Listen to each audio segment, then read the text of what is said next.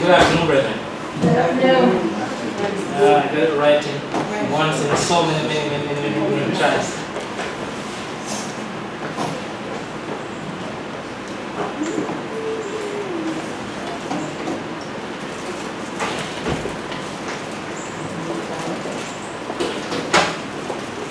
Brethren,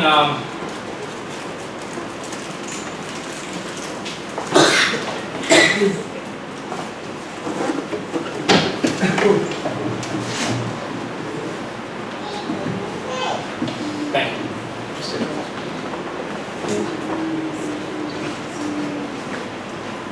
Yeah, brethren, every time I get a chance to speak, you notice I speak once a month. But if I'm right, I think the pastor and Deacon can attest to this, is sometimes it's difficult to come up with something to talk about. It's hard. Really. And the thing with me is I don't even like the idea of redoing things, but I'm getting to a point where, when I get to a point where I regurgitate some stuff. But about 3 weeks ago, when I realized I was going to speak, didn't have anything prepared. So it was a thought-provoking search. So last week I wrote something across an idea across the pastor, and I said, wow, you know what? I don't know if I'm going to do it, but this week, when I realized I went off the hook from not speaking last week, I said, no, let me take a look at it. Let me take a look at it a little deeper.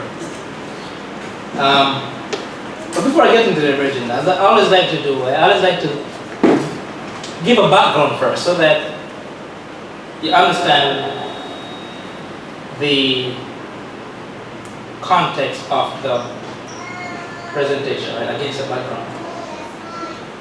And it's the same thing like when I was in college.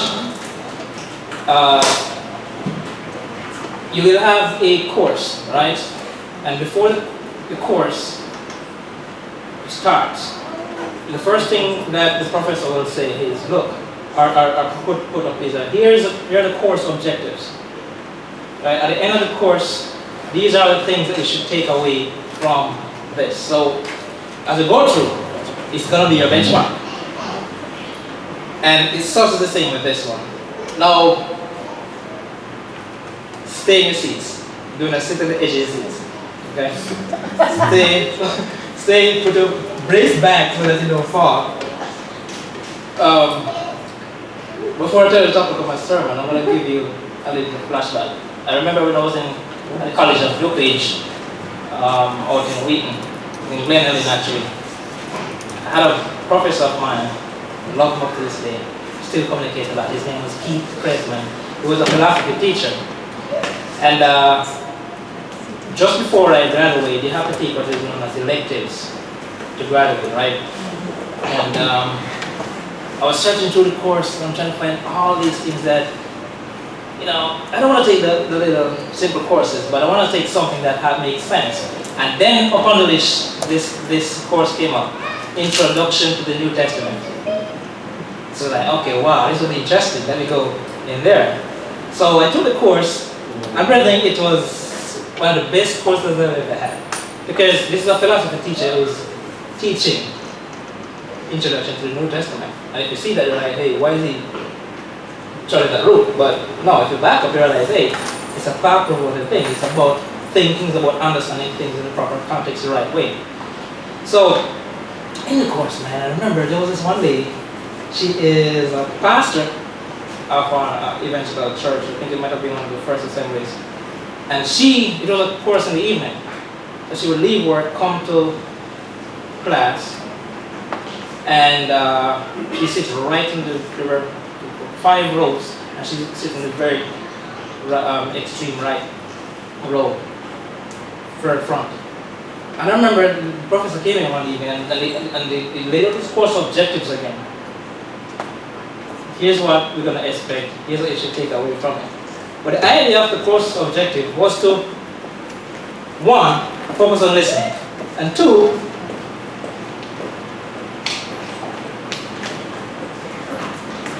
be a student. In other words, because it's a thinking process. Be a student. You don't want to come into this thing with your baggages. Right? So he says, he started off by saying, just to provoke that, he started off by saying, because we had our textbook anyway, our textbook was the Bible. That was our textbook, it was the Bible. And he started off by saying these words. Verbatim, here are his words. The Bible documents that, and he paused, there is no God. And he stops. And he repeats, the Bible documents there is no God. And he stops. Then, I kind of smile, and then off to my right, in the front, was the pastor, right, who, oh no, he doesn't say that, he doesn't say that. So went on, and he says, stop again, and repeat the words exactly the same way. The Bible documents there is no God. And she went on and on and on and on and on. Right? So I said, hold on. What was his course objectives again? He said, listen.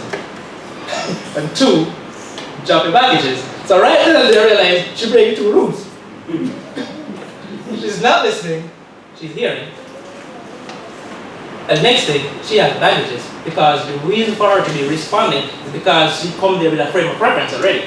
Right? A frame of reference. And I understand that. Then he went in, and he took up the one from Psalms. I think he picked up the scripture. Psalms 50, I think Psalms 14:1. Yeah, he picked up. And he went in the line and said, read. He said, don't read out loud it. He said, read. And when you get to the point, read out loud where you see those words documented. There is no God. Right? So he said, yes, but he said, those the words are the words right there. So I stepped in and raised my hand and stepped in and said, come on. The words are there. He said, it documents there's no God. No, he didn't ask you about why it documented that. So in other words, answer the question you were asked. Right? So I thought about it. And I went back and, over the years, after getting the privilege of having a electronic Bible, I was able to search for those exact words. There is no God. I know how many times, how many instances those are in there? 12 times. In that exact word, there is no God. Alright? So, I said, okay.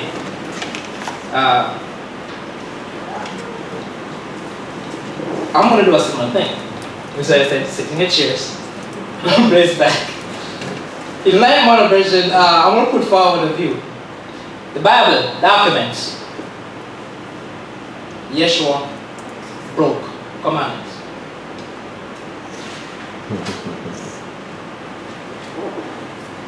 Nobody gets up and left yet? Okay, alright, so we're gonna have a good time.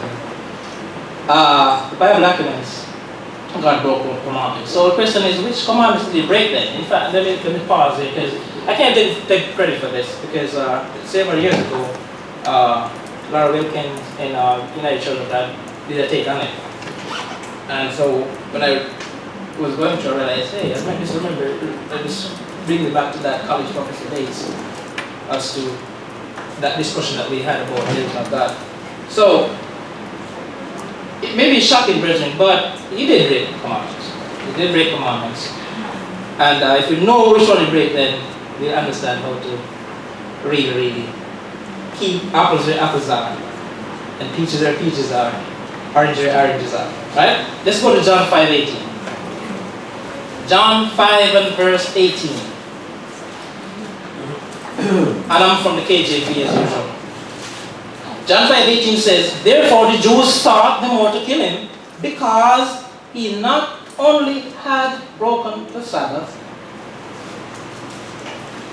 and I paused, but said also that God was his Father, making himself equal with God. Now let's take you back to the professor.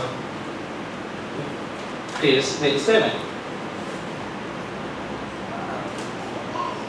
Before you jump to the conclusion then, let's put something into perspective so we understand what the verse means. I think the first question we must ask then is, did Yeshua break the Sabbath commandment in the law of God? Right? Did he break the Sabbath commandment in the law of God? The law of God, as we know, it's Exodus 20. Right? Deuteronomy 5, 12 through 50. Did he break the commandment? I can't answer it for. Let me not answer it for Yeshua. Let Yeshua answer it himself. What about that? John 5:15-10. John 15:10. Go there. And I'm thinking, if I can recall, I don't. I think this might have been his last discourse also before he went off to be sacrificed. But John 15:10 says, "If you keep my commandments, you shall abide in my love, even as I have kept my Father's commandment and abide in his love." Right? He says he kept his Father's commandment. If you go to Matthew 19 and verse 17. Matthew 19 and verse 17. This was the case where he was responding to the young man who asked him what to do to inherit eternal life. And then in his response, Yeshua said, Matthew 19:17, he says, and he said unto him, "Why callest thou me good? There is none good but one, that is God. But if thou wilt enter into life, keep the commandments." He didn't say what commandments. The commandments. But if you look across these two verses, the two verses really identify that the commandments here that he's referring to are those that the Almighty himself gave, as in the Old Testament as we know it. He cited several of the 10 commandments as the fundamental premise where he said, "Hey, love your neighbor as yourself." And he does that several times throughout to actually drive home the point in my view. There was another occasion, Matthew 4 and verse 44. What am I saying? Matthew 4 and verse 4. I have to go there. Matthew 4 and verse 4, where Yeshua said, go down to verse 4. Verse 4. But he answered and said, "It is written, man shall not live by bread alone, but by every word that proceeds out of the mouth of the Almighty." Even in that sentence there, he is alluding to the fact that the commandments, or the statutes, and the laws are the word of his Father. So clearly then, Yeshua believed them, he taught, and he kept all the commandments of his Father during his earthly ministry.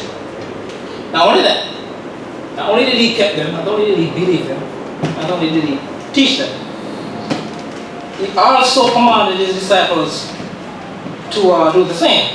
Matthew 28 verse 20. Matthew 28 and verse 20. He commanded his disciples to do what he did.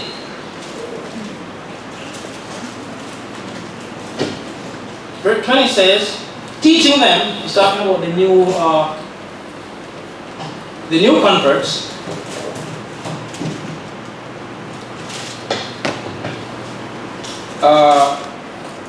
teaching them to observe all things whatsoever I have commanded you, and lo, I am with you even unto the end of the day. So whatever things that Yeshua commanded, he said, hey, not only do this, but teach them as well. You have to pass these on. In the Sermon on the Mount, he reiterates these things. And in the Sermon on the Mount, Matthew 5 verse 17, he states his position, what his position is, where the law of God is concerned. Right? Matthew 5 verse 17, I'm going to be in Matthew for a little bit. 5 verse 17 says, think not that I come to destroy the law or the prophets. I am not come to destroy the law but fulfill. So if you go back up, number one, he established what commandments he's talking about. Alright? The commandments that are the words of his Father himself. And the one that he believed, the one that he taught.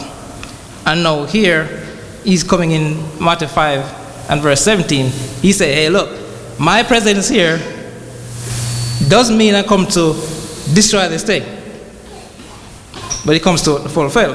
And if you remember, there was a point in I did a presentation and what he meant. I think he meant by that. And I'm going to take a look at it in another view again. All right? Did Yeshua really destroy the law? Did he really destroy the law? Based on what you hear when you read a statement. Based on the benchmarking of the frame of reference that we have. All right? Well, it's a fact that Christendom in general believes and teaches that Yeshua destroyed the law.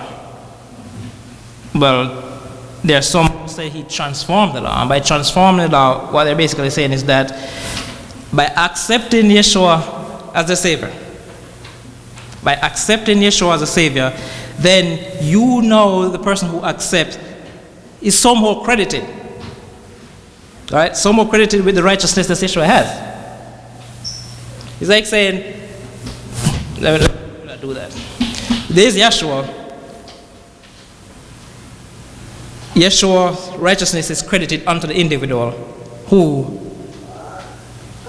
is accepting of Yeshua.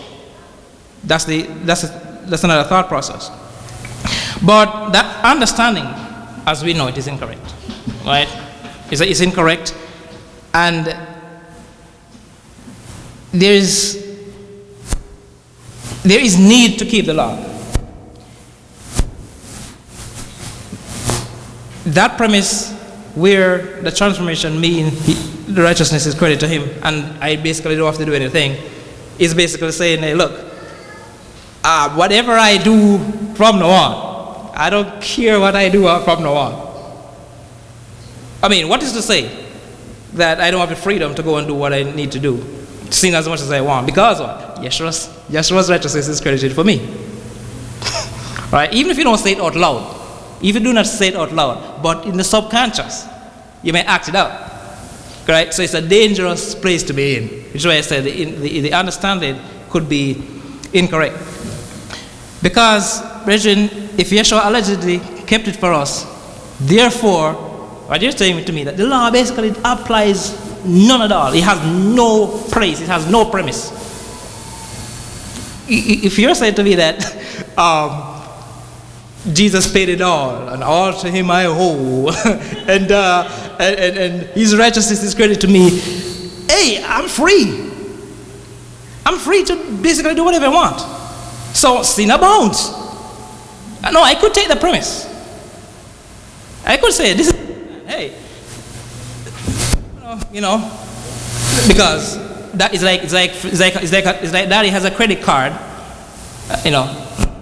example is not there yet, but it's going to happen. Credit card, Naila decided to just spend it as much as she wants because he doesn't care, because daddy covers it.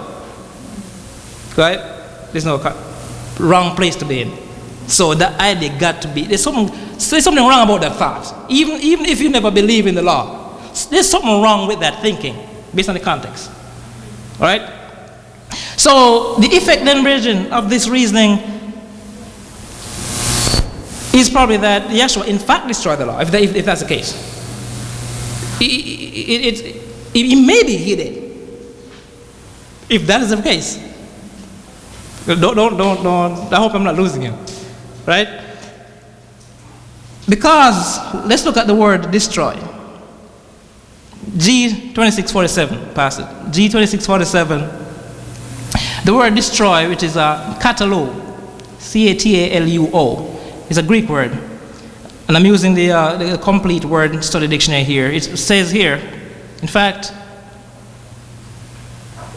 it derives from two words, from kata, which is G2526, which means down from, down in, down up. So it's kata and then lo, which means to lose. So,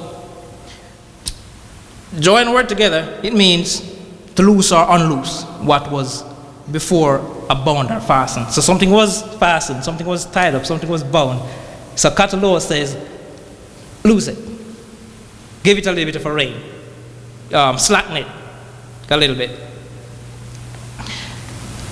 Based on the argument then, at that point of view, but that we just established about the transformation and the law being destroyed then, if you understand it in this context, if Yeshua somehow transformed the law so that we do not have to keep it,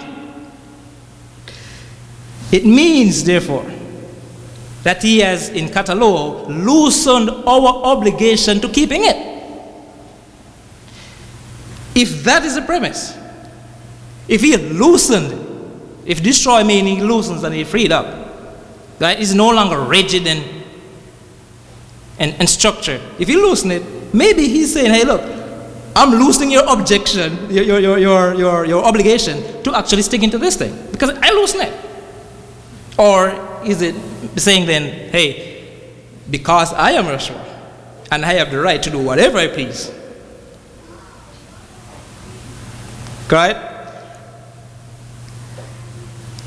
Because I set the precedent, then you can go ahead. You know what it means? He failed and we fail along with him. He failed and we fail along with him. Tell me if something is not wrong with that thought process. I'm just saying, regardless of how you look at it, regardless of how you want to defend the standpoint of you don't have to keep the law, even if you take, like I said, even if you take away the normal side of it and look at the premise of something in the conscience got to say something is wrong with it. Something is wrong with it. I don't just get up every day and just break my boss's rules. There are consequences to it. I don't just get up and speed willy-nilly like I want. There are consequences to speeding willy-nilly. Right? And this has nothing to do with the Bible.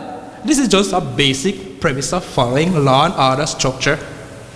I don't know. So I'm saying, bridging, if that's the understanding, if that loosen means he did that, we can argue that, hey, he loosens it. Hey, he thinks he's free to do whatever. Hey, I can do whatever. You know, using what we did today. But brethren, but let me emphatically say, he didn't do anything like that. Let me repeat, he did not do anything like that. Let me repeat, he did not do anything like that. He did no such thing. And to make this point further, he himself says this in Matthew 5 verse 18. We are there, I believe. Yeah, go down to 18. He says, for verily I say unto you, to drive the point home that he's not giving any license to do whatever you want because I say destroy. He himself is even setting the record straight. So I'm not the one doing it. He's doing it himself. Right? He says here, verily I say unto you, till heaven and earth pass. By the way, look outside. Is heaven there? Is earth still here? Are you still sitting on earth? If those still stand, not one jot or one tittle shall in no wise pass from the law. Which means, heaven is still here, earth is still here, guess what? Nothing's changed in the law. Based on what he says right here. I'm still standing on solid ground right now. Till all be fulfilled. Which means we have to understand what I mean by fulfilled then. Because if heaven hasn't passed, and if earth hasn't passed, and nothing shall in no way shall pass from the law, then it sets us up to into the position to say, okay, so what does it mean by fulfilling then? Because if fulfilling in the general premise would mean that, okay, he comes, so Yeshua is here, so he's here now, so forget the law, destroy, it's done. If Yeshua is here now and the law is done, then guess what? Heaven and earth should have passed. Heaven and earth should have passed, but heaven and earth is still here. So guess what? The fulfillment that the general premise is that he fulfilled is the end of the law.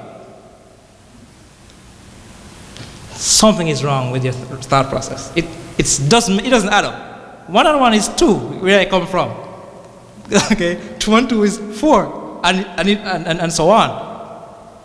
How does heaven and earth pass away and the law is fulfilled? And we're still living to tell the tales. It makes no sense.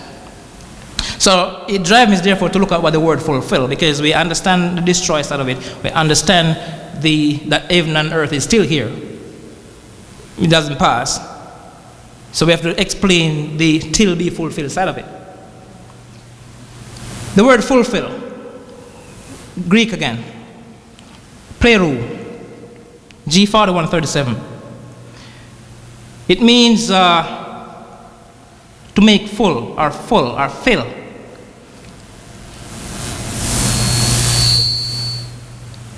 In other words, you can say to complete.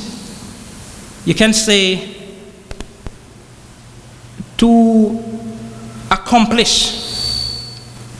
But if you accomplish something, you not just accomplish something, it's accomplished with a purpose. Remember those course objectives? Course objectives are the reason why. So if something is going to be complete, it complete means that it meets the objective, it meets the purpose. Right? It meets the purpose. If this is done, then we are saying that the purpose of the Almighty that is laid out would have been met. And because the purpose is met, that's it.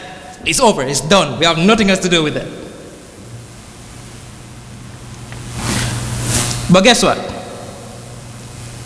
Like I said, in no case is heaven and earth passed away. If heaven and earth is passed away, which would have been the purpose laid out in the scripture, then there's something wrong with how this was written. There's something wrong with how this was said. And I have no basis on which to challenge what was said, because if this is Yeshua himself, and this is a person who I say I believe and I trust that I'm going to at least try to model after, right? I should be able to say, hey, look, I'm going to take it and run with it. Right? Take it and run with it. But, brethren, in no way is heaven and earth pass away. Let us look at another meaning of katulo. Another meaning of katulo is annul. And when you annul something, you repeal, or you make it null and void. Correct? If he annuls it, he's basically saying he's repealed his law. He's taking it back off the books, stricken it from the record. But guess what? They remain in effect as long as the conditions that they govern still remains. The law still remains in effect as long as the conditions that they govern still remains. Which is why he's able to say, hey, look, until heaven and earth pass away, not even one jot or one tittle, and the jot and the tittle is the little writing elements in the Hebrew writings. Right? It's like dotting your I's and crossing a T. In other words, a T is a T and I is an I. If you don't complete it with those little things, you wouldn't be able to recognize a T from an L versus an I from a 1. Right? Those little things are important. Right? So that's what he's talking about here. But brethren, as long as the conditions remain that the law governs, then as long as those premises exist, then the law can be away with. As long as speeding is going to be a force to reckon with, the laws of speeding can't be done away with. Right? As long as people are going to die because they decided they're going to drive as fast as they can, a speed limit going to be there. Yeah, even if you adjust the speed limit, it's a law that still takes the place of the previous one. And speeding is still an issue. So as long as the condition exists, the law is going to still be there. Every detail, brethren, not a jot and a tittle. Yeshua then concludes his statement about that law with a stern warning to the leaders of his day. Look at verse 19. In verse 19, after verse 18, he says, and he's building up here. He's taking it to another level to show you how important driving this point home it was. Matthew 5 and verse 19, he says, whosoever therefore break, and listen, watch this carefully. Look how he's going about this. Whosoever therefore shall break one of these least commandments, even if it's the least one there and you break it, and shall not only break it, but also teach it. Two things. One, you break it, and two, you teach it. He shall be called the least in the kingdom of heaven. As opposed to that, in contrast to that, whoever shall do and teach, not only do, no, but also teach, them, the same shall be called great in the kingdom of heaven. So he's basically saying, hey, look, so this breaking right there that they were talking about can't be breaking in this, or destroying in the sense of throwing it out, or annulling it. It can't mean that, because he himself goes on to say, hey, look, if you even break this stuff, and you teach him, hey, there's a consequence to it. There's a consequence to it, and that's the consequence. But if you do what you ought to do, which is what the purpose of the law is, there are benefits to it. Right? So, I think that based on the premise bridging, that there's a careless assumption that these commandments that Yeshua was talking about here in the statement were referring to his own teachings. So you got the Father, you got Yeshua, okay, I come to make all things new, so maybe he's making the laws new, right? So maybe they say basically, okay, these laws, these commandments that he's talking about are his commandments as opposed to commandments. But guess what? Even the context itself dispute that. He can't be talking about his own commandments, because he himself say, hey, look, I come to do what my Father's command. So he can't be talking on his own thing. Why we say that? What are these commandments then?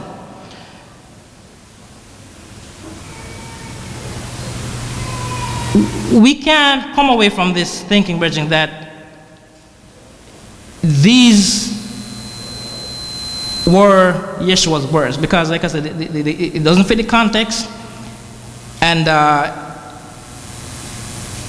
if that's the case, then the entire law and the prophets would have been scrapped. If that was the case, if he was talking about his own commandments, then you have a situation where Son is superimposing himself over that. And we talk about law and order and structure. Right?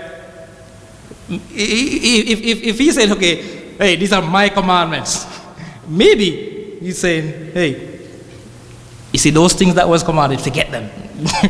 These ones here. But we know the Godhead is a Godhead of law and order, structure. And because Yeshua himself said, hey, look, these things that I do come out of my Father, so likewise do them. So he can't be contradicting himself. So that is through the window. So it can't be his own laws he's talking about here, brethren.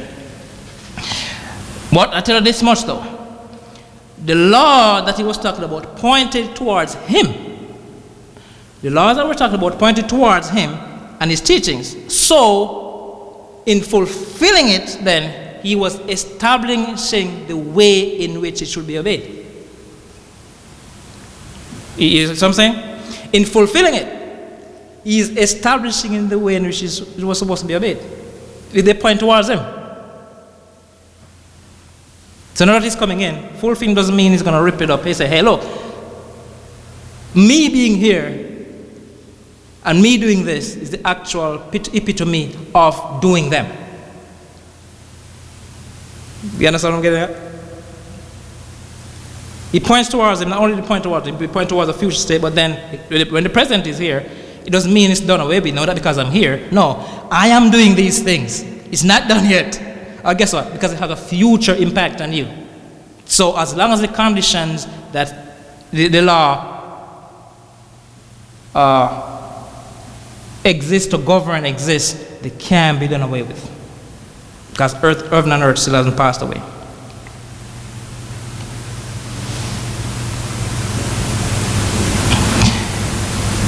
If you understand how luo, like I said, was the other side of the word, said to loose, to fasten what was bound, it means to unbind, to be untied. So basically the concept of the Greek here is basically saying their concept of destruction is to break apart something. So in order to break something, you have to loosen something first before it breaks. You have to loosen it before it breaks.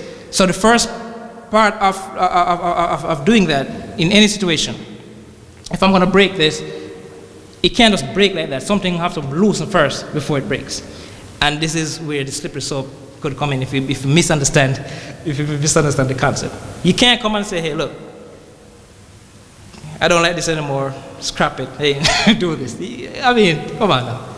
That wouldn't happen. So basically, brethren, Yeshua, in other words, is issuing a warning to everyone through this statement right there, from 17 through 19. From 5:17 through 19. If you look at it, he's issuing a warning to anybody who think they have a free rein to disobey any minor aspect of the law. It's a warning.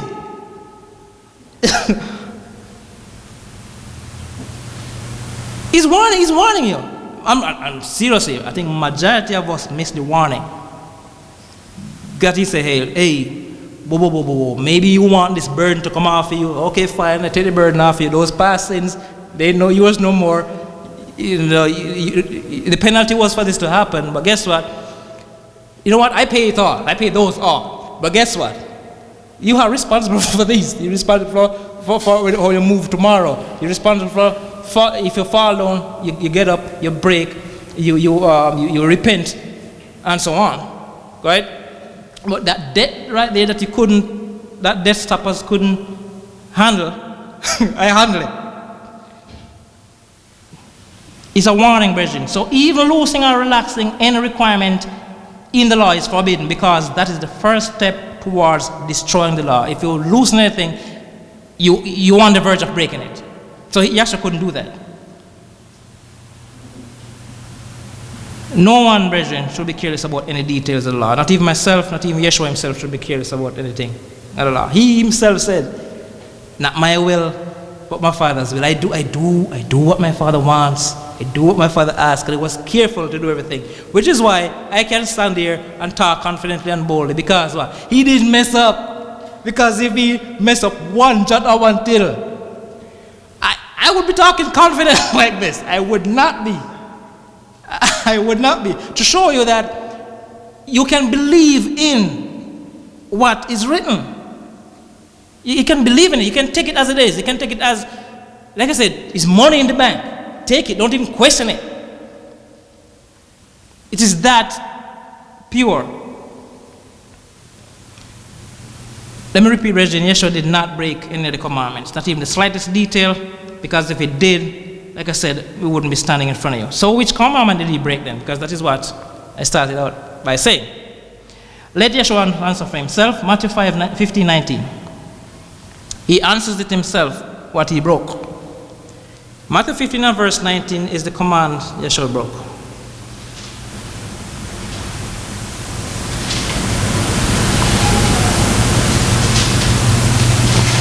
Are you there? 15 and verse 19? But in vain they do worship me. Doing what? Teaching for doctrine the commandments of men. So he broke some commandments. Not his Father's commandments, but the things that, the tradition of men that they would have wanted him to do. So it's like saying, like the conversation we just had this morning, Brother Ron. People would want you to do some stuff that you shouldn't do, because that's their way of doing some stuff. That's their laws, that's their premise, that's their stuff. But in comparison to what I should do, hey, of course I'm going to break your law. Of course I'm going to not do what you want me to do. Right? So now you can sit on the edge of your seat. Now you can sit on the edge of your seat. I took it. All right? So, brethren, if you notice here, if you go to Isaiah 29 and 13, Yeshua was quoting this statement from Isaiah. All right? And he was applying it to the tradition of the elders. He was talking, if you remember the audience he was talking to, he was talking to a group of hypocritical people, some self-righteous scribes and some Pharisees at the time. And if you understand how they operated at the time, all right, then you can understand why he had to not do what they would want him to do. Right? Isaiah 29:13 says, this is where I think Yeshua was quoting from. He says, Wherefore the Lord said, for as much as these people draw near to me with their mouth and with their lips do honor me, but have removed their heart far from me, and their fear towards me is taught by the precept of men. These are the traditions of the elders that Yeshua was talking about. That's they say, hey, I can't be hooked to this. You got a bunch of big guys out there who are doing some stuff which they think they're right. Which is why, if you go back up in Matthew 15, and go back to verse 2 and 3, he was able to bring that over. He says, why do disciples transgress the tradition of the elders? I mean, that was the question. That was the question that it was being put towards him. Why do the disciples transgress the tradition of the elders? No, these are the keepers of the law. We're the keepers now, not the ones who obeys. The guardian of the law, in other words. Okay? The security guard of the law. Good? You know? Clean up on aisle 10, somebody, you know what I mean? When I say keepers now, I'm not talking about the obedience side of it. I'm talking about the watchmen of the law. Well, let me use that term, the watchmen of the law. Why? Here's the accusation. The accusation, they wash not their hands when they eat. Okay. I've eaten this morning, I didn't even wash my hands. So I'm breaking their law. I wake up this morning and I just went to the fridge and I took an apple and I ate it. I broke their law. And according to them, I'm wrong.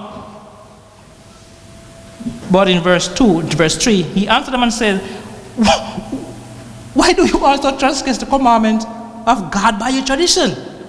You are superimposing your tradition above the Almighty's law. You find more pleasure in ensure that your curtains are pressed nice and neat. Okay? But the things that are to be the substance of, you're missing the point, guys. So I can't do what you ask. I can't do it. After I have to disobey your commandments.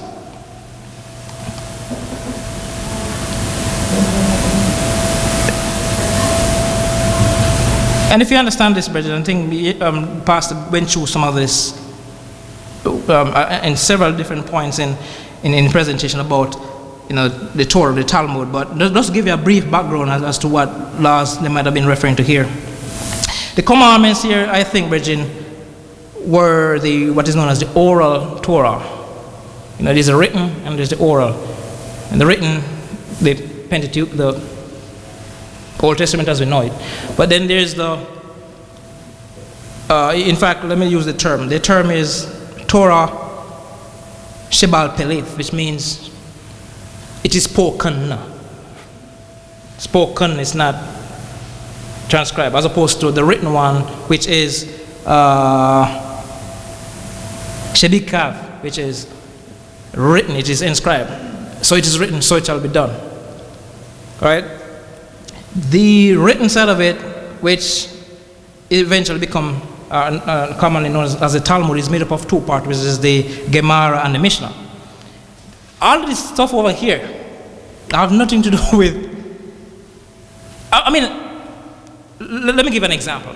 In my profession, there is the AICPA, you know, which is the Association of American Institute of Certified Public Accountants, and then there's the Internal Auditors, IIA, Institute of Internal Auditors.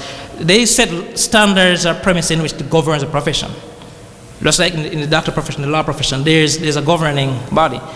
So there are policies and there are stuff that goes, but then there's the interpretation of that, right? So there's the rigid stuff over here, but then they have the reinterpretation stuff over here, which, because if you tell somebody not to do this, somebody will be like, what do you mean by that?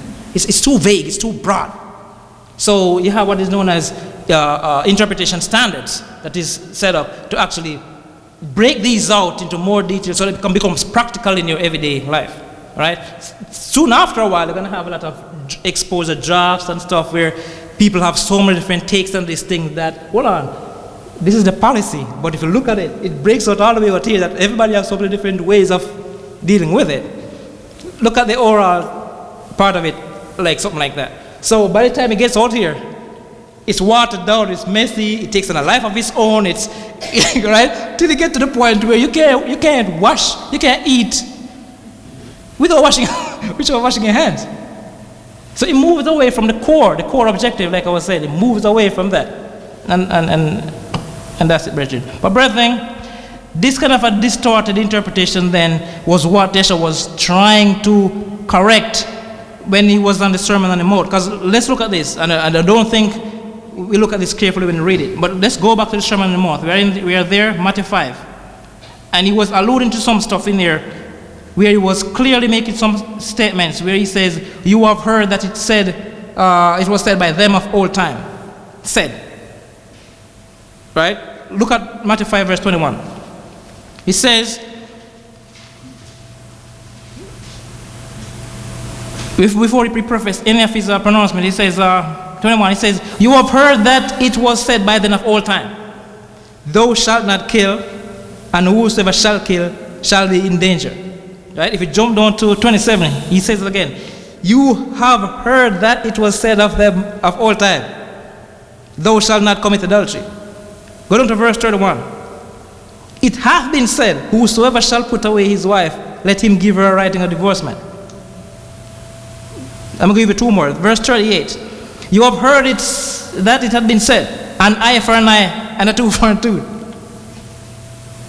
43. You have heard that it had been said, thou shalt love thy neighbor and hate. He mentioned a lot of the rabbinic things here that was happening. They say this, they say that. You have heard it said, you have heard it, in other words, this is what you know. This is what you're used to. Right? They say this, they say that. It is said that this, it is said that. But the question is it written? Is it written? Is it validated? Is it verified? Is it the canon? Is it this way and no other way? He was criticizing brethren of how they were misrepresenting his father's commandments. And not only misrepresenting them, but also adapting them. Because remember in verse 18, verse 18, I'll go back up, 18, where he said, hey, look, if you break them and teach them, as opposed to doing them and teach them, that's what's happened. So when you do all this shenanigans with it, and then start teaching it, you're misrepresenting my father. You're misrepresenting the laws and the precepts that I stand, that have withstood the test of times. In every case, brethren, he tried to point out how misunderstanding they were. And then, if you look at the other part of the statements, if you look further down, in fact, let me go back up to 21. Look at 22 now. Look at 22 in contrast to 21. Look at verse 22 in contrast to 21, where he's setting things right. Here in 21, he says, you have heard it says, but in verse 22, he says this. But I say unto you, that whosoever is angry with his brother, look how this is written differently. That whosoever is angry with his brother without the cause shall be in danger of the judgment, and whosoever shall taste to his brother raka shall be in danger of the council, but whosoever shall say, thou fool, shall be in a fire. In fact, verse 21 just said, thou shalt not kill, and whosoever shall kill shall be in danger. Look at verse 43, he says, you have heard that it says, you shall love thy neighbor and hate thine enemy. If you look at all these brethren, how Yeshua is counteracting what they are saying, he's basically explaining the proper application then of the commandment, how you should actually properly apply it. Because he's some imposter who has been wreaking havoc and teaching people wrong things and holding them accountable for things that they shouldn't be held accountable for. It's a wrong premise. So he then, therefore, brethren, if you can look at the fulfilling of the law in another way, you could say him fulfilling the law is basically restoring it to its complete original meaning and intent. Fulfilling the law, putting it back where it ought to be, not taking it off. but making it right, making it what it's supposed to be, because things were messed up.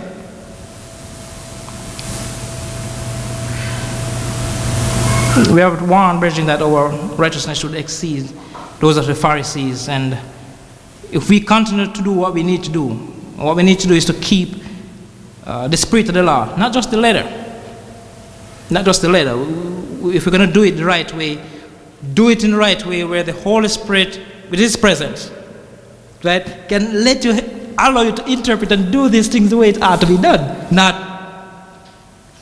be the gatekeeper of the law like these Pharisees were. Because He says in Matthew 5:20, hey, your righteousness should exceed those of the Pharisees. All right? The commandments, brethren, that Yeshua therefore broke were the commandments of men. It wasn't His Father's commandments, because He Himself says, hey, look, I'm not going to do that. But hey, I had to do that. That's why you sell a newspaper. You put a headline so people can read it. Because I think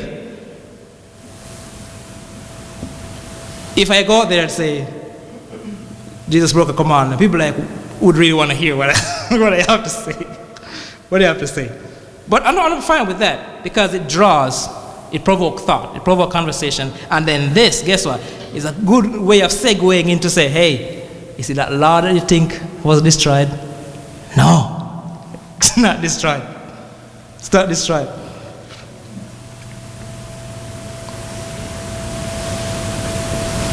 We are misguided by human traditions every day. And one of the biggest ones that we are confronted with week after week is this one. It's Sabbath day. You're confronted with it all the time. If we are not confronted about anything else, the holidays is one thing. You know, I don't like to put them separate, but for the persons who don't know it, the holidays is one thing. But the one that you get bombarded with all the time is the Sabbath day. And my issue is not, it's not my issue, you know. This is not my issue. I don't see why I should be defending my issue. In other words, why am I making a mountain out of a molehill? I'm not the one who say I don't. It's you say you don't. So I shouldn't be justifying your cause. You get what I'm saying? I shouldn't be defending why I do the things I do. I should. And I try not to go that route. Why was it an issue to them? Why I think this was an issue to them? I think they know, brethren, that the two main sins that led Israel into captivity was Sabbath breaking and adultery. I think they knew this. If you understand the context of everything here, they knew this outright. So if you can get him off his steady chair, right? Guess what? We pull him down, and it's the biggest thing you could actually do. Oh, he breaks it. So guess what? He's not who he say he was. He's an imposter. He's a fraud. And guess what? They elevate themselves. Are we coming down? Our goal, brethren, is to obey the law perfectly. We will never live up to Yeshua's perfect example. But even though we can't, we should be able to make that our intent. I always say there's a standard. Perfection wouldn't be there. If perfection wasn't possible, the word wouldn't exist.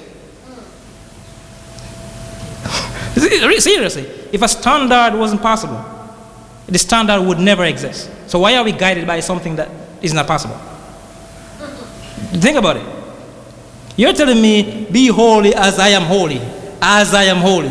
If it is impossible for me to be holy, why am I being judged by something that is impossible? Because you are benchmarking yourself. You're saying that you are holy. So guess what? You ever remember the term, wanna be like Mike? Hey, come on. if it wasn't impossible to be like Mike, why am I being judged against Mike? It's an unfair judging of me. It makes absolutely no sense. So, brethren, what I'm trying to say is I'm trying to make the premise that this scripture is pure and we can take it with it. No water down and we can run with it. It is money in my pocket, it's money in the bank. It's money in the bank. So you can't look and tell me, well, you can't look and tell me that I shouldn't obey the law, but where does it get you? Where does it get you? I know where it gets me. All right? Because at the end of the day, I am going to be the one to give an account.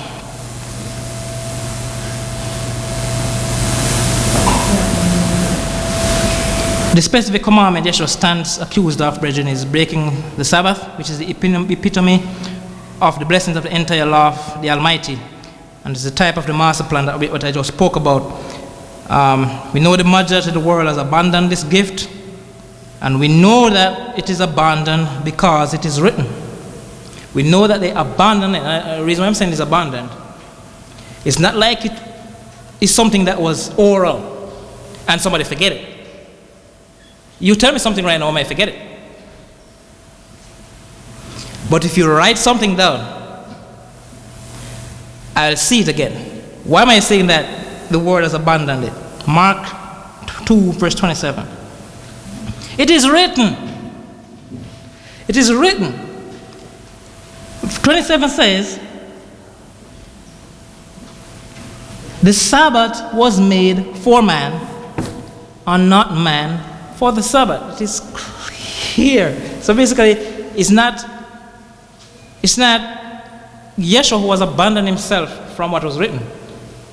It is we who have abandoned ourselves from what is written. We chose not to, because he's basically saying, hey, it's made for you, not the other way around.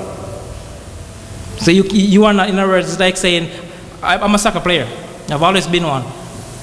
I am not bigger than the game. I bother come and see the game, and the game will remains. And no matter how good of a player I am, the game is the game.